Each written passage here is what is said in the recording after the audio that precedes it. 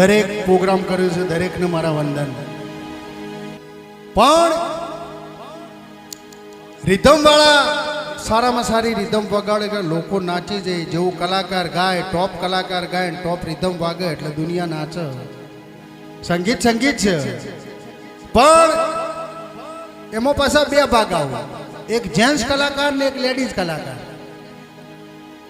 એમાં જેન્ટ્સ કલાકારની એવી દશા હોય છે, બિચારો સારામાં સારું જેન્ટ્સ કલાકાર ગાતો હોય, સારામાં સારી મહેનત કરતો હોય, પણ એને સારા સ્ટેજ ઉપર જવાનો એને ચાન્સ ના મળે.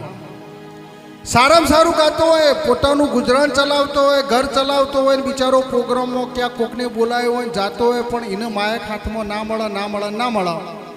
એટલે બિચારા જેન્ટ્સ કલાકારની તો કોઈ વેલ્યુ જ નહીં, ભલે ગમે જેવું ગાતો હોય.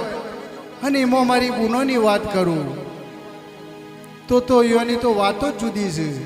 ભલે ને બુનોને ગાતા ના આવડતું હોય, ભલે હોલો હોલો કરતી હોય, પણ સ્ટેજ ઉપર જો બુનો જઈએ તો વાહ વાહ, આવો બેન બેન આવો, તરત માયક આવી જાય અને તરત એ બુનનો માયક આલે. પેલો બાપડો જેન્ટ્સ કલાકાર તૂટી જતો હોય તો એ માઇક ના મળે. અને ભલે બુનો પછી હેલા હેલા કરતી હોય, પણ બુનોની વેલ્યુ તો જોવો, સંગીતની દુનિયા તો જો. વાહ મારા ગુજરાતનું સંગીત, બુનોની તો એવી વેલ્યુ થાય, એવી વેલ્યુ થાય.